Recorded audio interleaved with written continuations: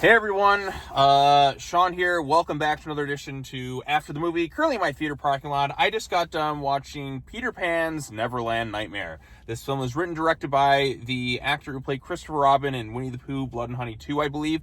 This is the third film in the Poohniverse, or the Twisted Childhood universe. Basically, a bunch of well-known literary characters became public IPs, so the people behind these things are like, let's turn them all into horror characters. But let's just make them all super grounded, try to be gritty, realistic slasher villains, instead of taking the IP and just doing something really kind of fun and twisted with it in an interesting way. That's these movies in a nutshell. Now, the first Winnie the Pooh, Blood and Honey, you can check out my video on the channel. I thought it was terrible. It didn't have fun with the concept at all. It was one of the worst films I can recall seeing the last couple of years. The second film, genuinely okay. I will give the second film this. It's an okay movie, which is 100 million times better than the first film.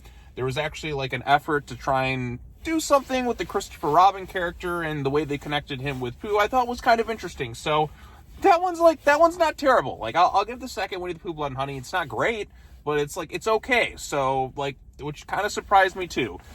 This one, I don't know what they were really going for with this thing. So this is Peter Pan. They kind of do what they do with the other child TCU films, I'm going to call them. Not the school football team or whatever, but the Twisted Childhood universe films. They open up in kind of some art book narration sort of thing. Peter Pan in this thing, the way he sees his shadow, it's some sort of drug thing. It's all kind of in his head. And basically he's kidnapping children to take them to Neverland, which the original Peter Pan, if you kind of, you could do an interesting horror take on it. I mean, there's kind of some somebody kind of crawling through your windows and that, just kind of creeping in and stuff.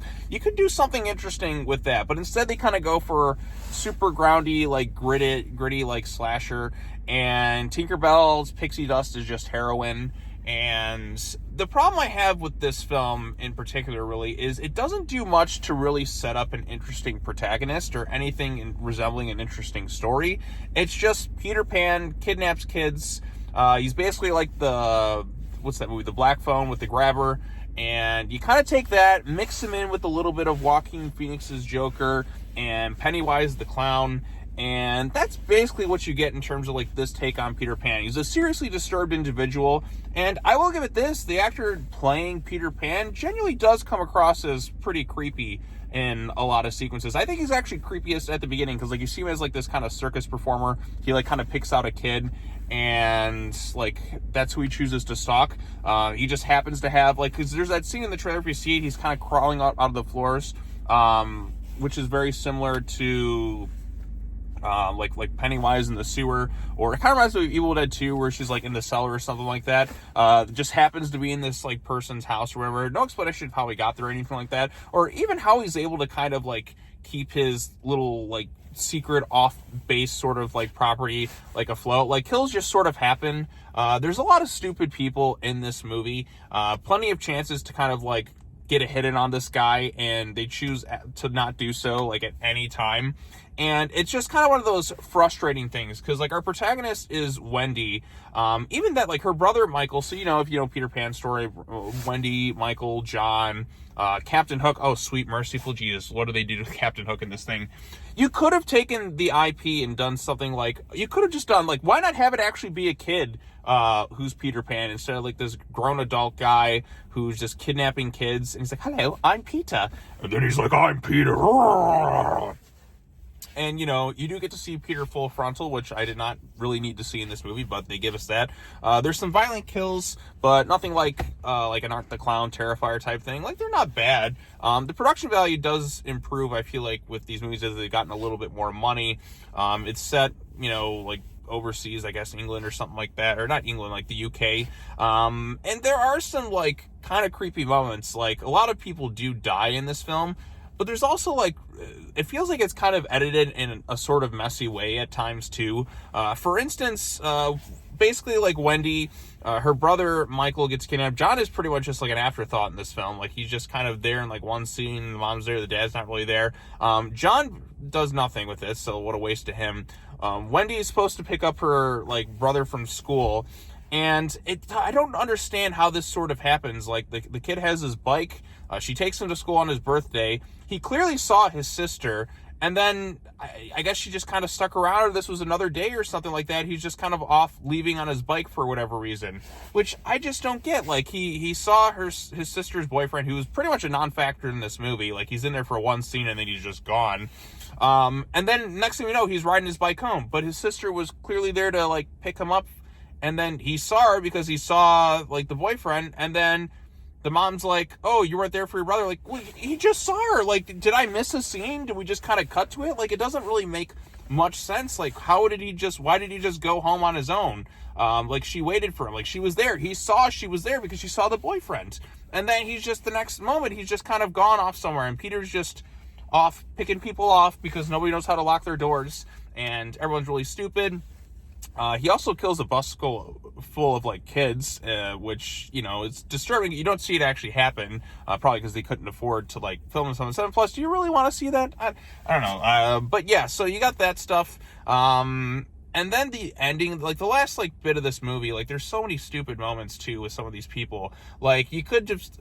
Like, Wendy is just really incompetent this whole thing. Like, she has so many opportunities to kind of, like, stab this guy or kind of get the upper hand on him. Like, even when she kind of tracks him down to, like, the one guy's house, like, Peter doesn't see her, like in the rear view of, like, his mirror at all when she gets up there. But I guess her phone battery was low, but yet she's, like, able to... There's just so many ways around this thing where it's like, hey, guess what? I have the location here of this thing. I can call on the phone right now and all that too. But, like, I guess they explained that the battery's kind of low, but still, like, there's just a lot of kind of really dumb moments. They could have snuck, like, around. They could have gotten the upper hand on this guy several times, but just choose not to. Like, there's a scene where, you know, Peter's getting, like, beat up and he's like, stop it, don't do that. I'm like, this guy is just, you saw him just mutilating people constantly. We don't want you to be like that. But then he's just kind of up and moving around. It's just like, why? Like, what is the point of this thing? Like, we don't really get much backstory on this character other than he's just kind of a disturbed individual. At least I gotta give him props for Winnie the Pooh, Blood and Honey too. Like, they did something interesting there by making Pooh and Christopher Robin siblings. Like, that's kind of a neat idea. But here it's just a psychotic, disturbed killer who's seen in several other things just with the name Peter Pan slapped on it.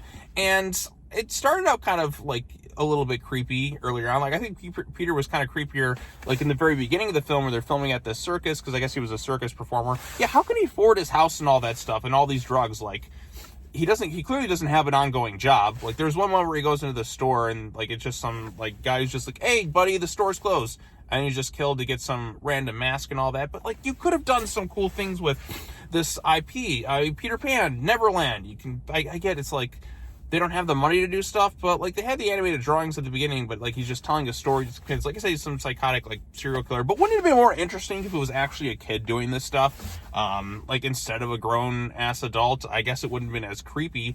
But I thought that would have kind of been interesting. Like, he's a kid. He befriends people. Like, this guy has so many obvious red flags from the get-go. Like, I would not want this guy, like, within a million yards of my kids or something like that. Like, this guy, like I said, comes across as genuinely creepy. He's very much like the Grabber in The Black Phone, but with a little bit of Joaquin Phoenix's Joker with the design, and, you know, a little bit of Pennywise the Clown, John Wayne Gacy sort of stuff. So, like, the way he kind of preys on children, and all that too. There's no girls allowed in there, but then he has, like, some weird thing with Tinkerbell going on, and Tinkerbell's feeling conflicted about this whole thing.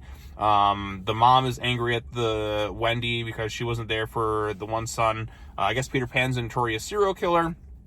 I don't know, like, there's just a lot of really stupid people, and this movie really takes away some of the enjoyment for this thing. This isn't the worst thing I've seen. It's certainly a lot better than the first Winnie the Pooh, Blood and Honey, but I think the second Winnie the Pooh, Blood and Honey was a better film than this one, because there was a few neat ideas, but this one, it's like I said, the guy's disturbing, he is creepy in a lot of ways, and some people would be freaked out, but the ending especially is just really bad, because it just kind of abruptly sort of ends, but then it's just like they kind of skipped over things, and some of the editing feels like we're missing scenes at times. It's like, well, you had this thing here, like, why didn't you just escape there? Or why did this happen in this moment? Why didn't this thing happen in this moment? It just leaves me scratching my head, like, by the end of it. I get they're doing this whole shared universe thing, but do a little bit better. Like, have some fun with the concept, okay? You're taking these iconic literary characters, and you could do something fun. Like, the only way I feel like this would really work is if they had kind of like a tongue-in-cheek sort of approach with it. Like, okay, we're doing a Winnie the Pooh, or we're doing Peter Pan, like, horror film. Let's kind of make it a little bit like of a horror comedy. Like, still have some of that grit to it at times, but, like, just just have that tongue-in-cheek approach. Make it fun. But these movies, they take them so damn seriously. And they really could just be like any type of slasher film, but they just slap the Peter Pan name on it. They slap the Winnie the Pooh name on it just to kind of give it some more marquee value for suckers like me to kind of go and watch the movies. But, I mean, I've seen the other ones. I'm like, you know what? Matinee price. I'll go check this one out. I'm already, like, watching all these films anyways. I'm already, like, in to see whatever this wacky crossover is. But, like, who would be the protagonist? Because they have not done a good job. I guess Christopher Robin would be. But, like, Wendy Darling in this thing, like, they kind of have, like, the ending of this movie, too, where, like, she kind of gets, like, messed up pretty bad. But then all of a sudden, it's like they cut to, like, later on, and they're at, like, Michael's birthday party. I guess spoilers at this point. And, like, there's no scars. Like, her finger, which pretty much got bitten off, doesn't really show any signs of damage. I was confused. I'm like, is this a flashback? Or no, we're set later on at his birthday or something? I don't know. Like, everything just felt like they skipped over a bunch of stuff because they couldn't think of anything or they ran out of money. And it just sort of, like, ends like, oh, guess what? Peter Pan, I guess, is still out there. Well, which we know because they're doing more of these movies. But it felt so anticlimactic and just, like, I left myself scratching my head like, that's the best you can do? That's the ending you're going to roll with?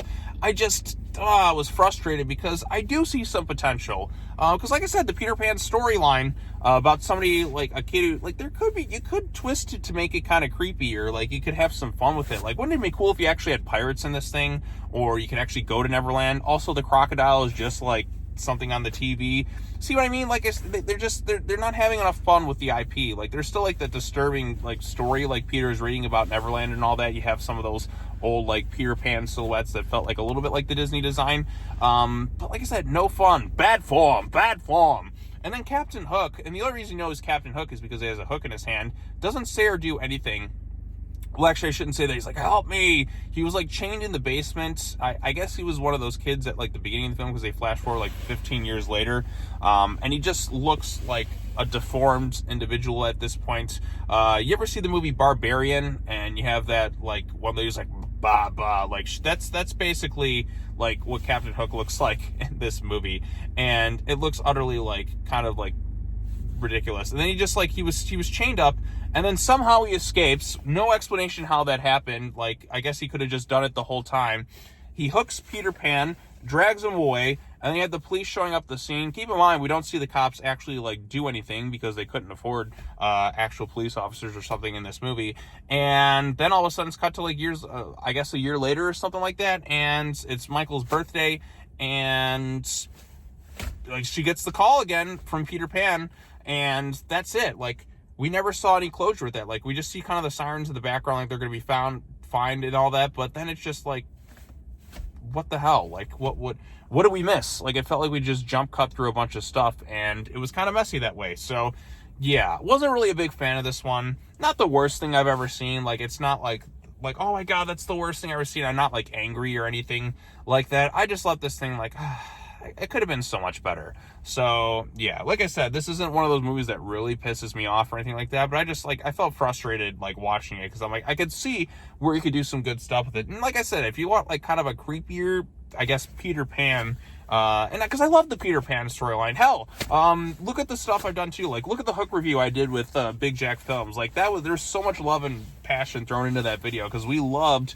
that movie, loved the Peter Pan storyline, loved Hook. But this is just, and I get it's public domain. You know they're going to do their twisted and messed up childhood universe thing. But this one was just not very good, and it felt really anticlimactic, and it felt like the editing was kind of a mess in a lot of sequences, because, like I said, how did this kid get kidnapped at the beginning? It makes no sense, because, like, why did he just not go home with her? Or did it skip to another day or something like that? It's so confused. Now, the one that actually I'm curious to check out is their Bambi one, because before this movie started, they showed, like, a little clip of the Bambi one, and Bambi, like, bites some dude's head off. I'm like, okay, I got a laugh out of that one. That one could be kind of fun, because, like I said, it's Bambi the killer deer. Like, have some fun with the damn concepts. It would make it so much more entertaining for the audience, and me in particular. So, yeah, Peter Pan's Neverland Nightmare. I guess, like I said, I'm glad that this nightmare is over with, and I'm ready to see some other stuff. So, yeah, come back later on this week. I'm going to check out the Wolfman movie, which I'm really excited for, Leigh Whannell. I guess I'm only watching R-rated movies in January so far, because I had Den of Thieves 2, and then I have this one, and then Wolfman, which, like I said, Universal Monsters, big fan of that stuff. So hopefully that one's pretty good, but I have more confidence in that than I did this one.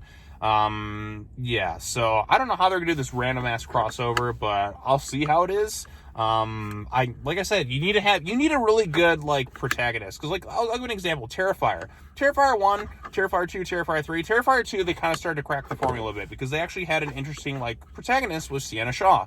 That's something the first film lacked. These films, they don't really have that right now. You don't have, like, a cool person to kind of get behind in these things. Like, you need like your Ash. You need your emotional anchor. I guess it's Christopher Robin, but, like, he's not like this badass cool guy to kind of follow or something like that. That's what these movies really need, but they're too busy trying to, like, take it so damn seriously, and they don't have fun with it. Like, have fun with the concepts. You're taking these characters that everyone knows that are more children's based, and you're taking it so dark, gritty, seriously, and you're not allowed to have fun with it, and that's kind of a mistake. Like, this whole super gritty, serious take on it, it's just not working, and it needs, like, an overhaul. It needs to be like it needs an Evil Dead 2 moment. We're like, okay, guys, come on, let's just go all in with the campiness. Let's just go full-blown ridiculous. Let's make it fun. And I think people will be coming away a little bit more happy. At least that's what I would say. So, yeah. But anyways, those are my long-winded thoughts on Peter Pan's Neverland Nightmare, the third film in the Pooniverse, Twisted Childhood Universe, whatever the hell you want to call this thing. I wasn't really a huge fan of it. There's some creepy moments in there, and like I said, like, it has potential. Like, I can see the potential in this universe if they're gonna go all in with it, but it's just, with the creative teams, with what takes they're doing, it could be so much better. So yeah, those are my long-winded thoughts. Post your comments down below if you've seen the movie, if you intend to. I'm gonna get going now and probably grab a snack and then probably go to bed after this. So yeah, it's been a long day. So peace out, everyone.